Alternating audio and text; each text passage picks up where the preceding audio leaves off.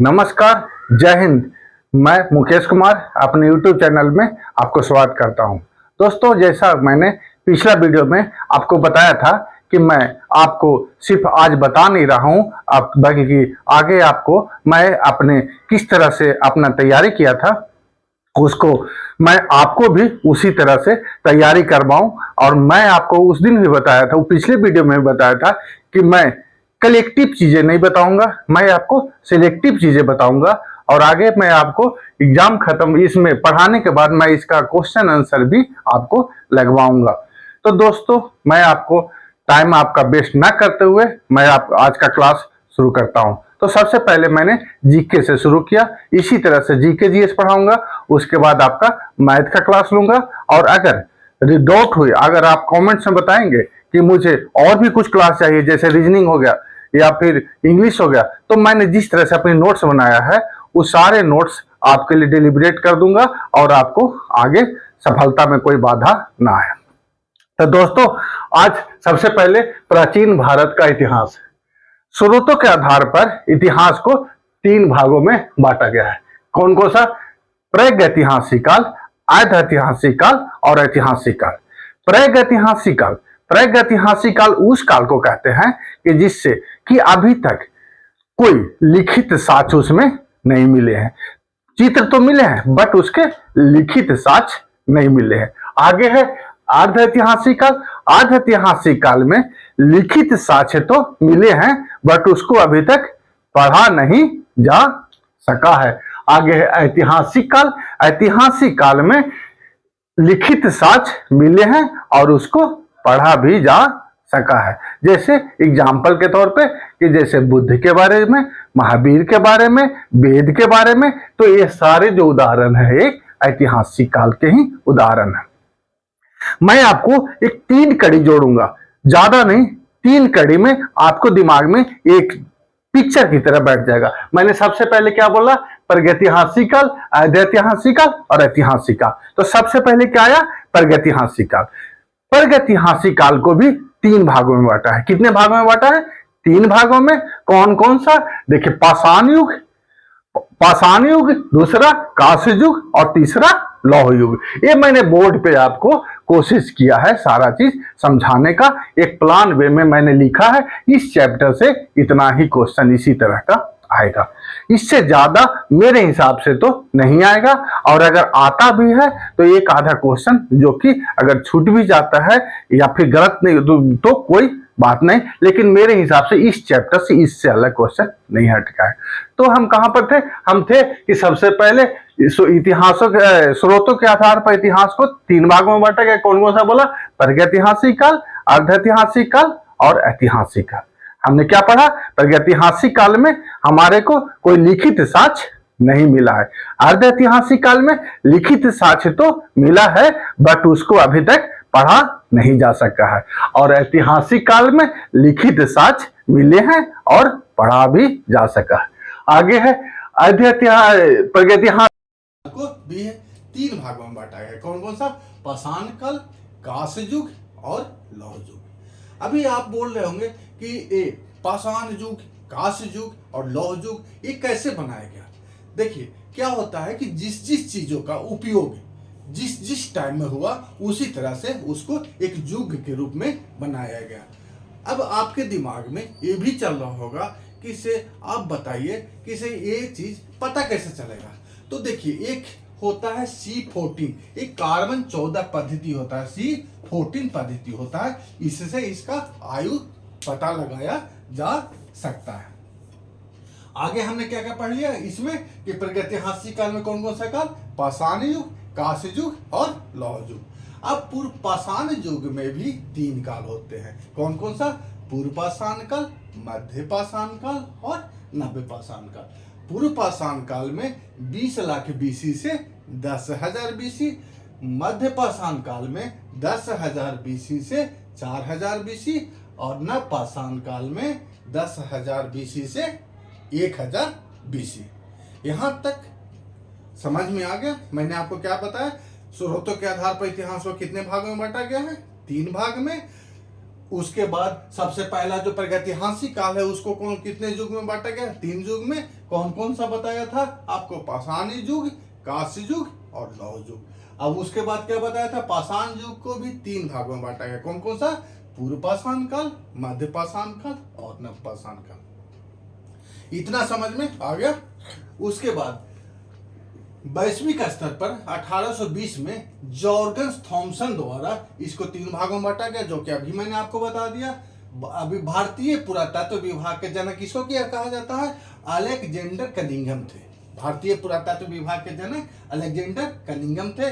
मानव के द्वारा उपयोग में लाया गया सर्वप्रथम हथियार क्या था? कुल्हाड़ी था। मानव के द्वारा जो सबसे पहले उपयोग में लाया गया वो हथियार क्या था? कुल्हाड़ी था। पहला धातु जिसका उपयोग में लाया गया कौन सा था? तांबा था। उसके बाद मानव द्वारा सर्वप्रथम कौन सा अनाज, जो अनाज है उसको प्रयोग में लाया गया, तो उसको वो क्या है? जौ है।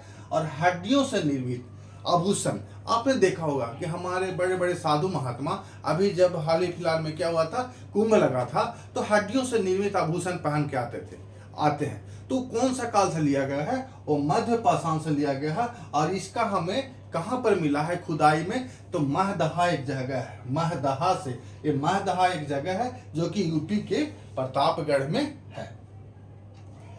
पूर्व पाषाण युग में जीविका का मुख्य आधार क्या था? शिकार था। आग का आविष्कार कब हुआ? पूर्व पाषाण काल में। एवं पहिए का आविष्कार कब हुआ? नव्य पाषाण काल में। सबसे पहला पालतू जानवर क्या था? कुत्ता था। सबसे पहला पालतू जानवर कुत्ता था। खेती का साच सर्वप्रथम कहां से मिला है? मेहरगढ़ से। और चावल का साच कहां से मिला है? कोल्डिहवा से। कोल्डिहवा कहां है? ये भी यूपी में है। ज्ञानी मानव को क्या बोला जाता है? होमोसेपियंस। ज्ञानी मानव को क्या बोला जाता है? होमोसेपियंस। और इसका जो ये कब हुए, कब ये अपने उसमें आ गए? 30 से 40 हजार वर्ष पूर्व अपना मतलब ज्ञान जो कि प्रयोग में करने वाली चीजों को जो यूज में करने लगे, वो 30 से 40 हजार वर्ष पूर्व हुआ। और इसी को क्या बोला गया? ज्ञानी मानव, यानी कि इसका साइंटिफिक नेम क्या है? होमो सेपियंस। भारतीय पुरातत्व सर्वेक्षण विभाग ये कहां पर है? ये इंडिया में भारतीय पुरातत्व सर्वेक्षण विभाग भीमबेटका कहां पर है? मध्य प्रदेश के रायसेन जिला में है। तो दोस्तों आगे अभी यहाँ तक के किसी को पढ़ाने में अगर कोई डाउट है तो अपने कमेंट सेक्शन में पक्का बताइएगा। और अभी एक बार मोटा मोटा मैं आपको फिर से रिमाइंड करवा देता हूँ कि इसे स्रोतों के आधार पर इतिहास को कितने भागों में बांटा गया? 3 भागों में बांटा गया। कौन कौन सा? प्रागैतिहासिक काल, अर्ध ऐतिहासिक काल, ऐतिहासिक काल। अभी ये बोला था हमने कि प्रागैतिहासिक काल को कितने भागों में बांटा गया? तो 3 भागों में बांटा गया। कौन कौन सा? आपको बताया था पाषाण काल, कांस्य युग और लौह युग। और उसके बाद क्या बताया था? पाषाण युग को भी 3 भागों में बांटा गया, पूर्व पाषाण काल, मध्य पाषाण काल और नव पाषाण काल। उसके बाद मैंने आपको बताया कि मानव द्वारा उपयोग में लाया गया प्रथम हथियार क्या था? कुल्हाड़ी था। मानव द्वारा उपयोग में लाया गया प्रथम अनाज क्या था? जौ था। उसके बाद जो हड्डियों का जो आभूषण पहनने की परंपरा है, ये कौन सा युग से लिया गया? तो मध्य पाषाण युग से। कहां से लिया गया है? ये देखिए मध्य पाषाण काल से प्राप्त हुआ है। और ये कहां से? महदहा यूपी प्रतापगढ़ से लिया गया है। सबसे पहला पाल जानवर किसको बनाया गया? तो कुत्ता को बनाया गया। आग का आविष्कार कब हुआ है? तो पूर्व पाषाण काल में हुआ है। एवं पहिए का आविष्कार कब हुआ है? तो नव पाषाण काल में हुआ है। ज्ञानी मानव कब शुरू हुए? 30 से 40 हजार वर्ष पूर्व शुरू हुए। और भारतीय पुरातत्व सर्वेक्षण विभाग कहाँ है? भीमबेटका के मध्य प्रदेश के रायसेन जिला में पड़ता है। तो मैं आपको अभी इसी बिहाफ पे एक बार क्वेश्चन आंसर के तौर पे मैं आपको एक बार इसको याद करवा देता हूं। तो दोस्तों मैंने जितना अभी तक आपको बताया उसमें से मैंने एक बार आपको दिमाग में रिमाइंड करवाने के लिए कि आपके दिमाग में जो आप अभी तक देखे हो उसको आपको कंटिन्यू बना रहे। तो इसके लिए मैंने क्वेश्चन आंसर के फॉर्म में कुछ क्वेश्चन आपके बोर्ड पर लिखा हूँ। तो भारतीय पुरातात्विक विभाग का जनक किसे कहा जाता है? तो भारतीय पुरातात्विक विभाग के जनक अलेक्जेंडर कनिंघम को कहा जाता है। मानव द्वारा उपयोग में लाया गया प्रथम हथियार क्या था? मानव द्वारा उपयोग में लाया गया प्रथम हथियार कुल्हाड़ी था। पहला उपयोग में लाया गया धातु कौन सा था? तो तांबा था। उसके मानव द्वारा सर्वप्रथम प्रयुक्त अनाज क्या था? मानव द्वारा सर्वप्रथम प्रयुक्त अनाज क्या था? तो जौ था, बिल्कुल। और पूर्व पाषाण युग में जीविका का मुख्य आधार क्या था? शिकार था। पूर्व पाषाण युग में जीविका का मुख्य आधार शिकार था। आग का आविष्कार कब हुआ था? तो अभी हमने पढ़ा नवपाषाण काल में हुआ था, बिल्कुल सही। और खेती का सर्वप्रथम साक्ष्य हमारे को कहाँ मिला था? तो खेती का सर्वप्रथम साक्ष्य हमारे को मेहरगढ़ में मिला था। कहाँ मिला था? मेहरगढ़ में मिला था, जो कि अभी आपने पिछले वीडियो में अभी देखा जस्ट कुछ देर पहले।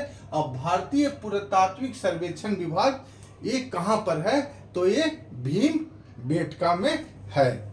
तो दोस्तों मैं इसी तरह से आज आपको एक चैप्टर करवाया और इसी तरह से आपको छोटा छोटा जो कि इम्पोर्टेंट पॉइंट है मैं उसको आगे कंप्लीट हिस्ट्री खत्म करवा दूंगा, जो जितना आपके लिए जरूरी है।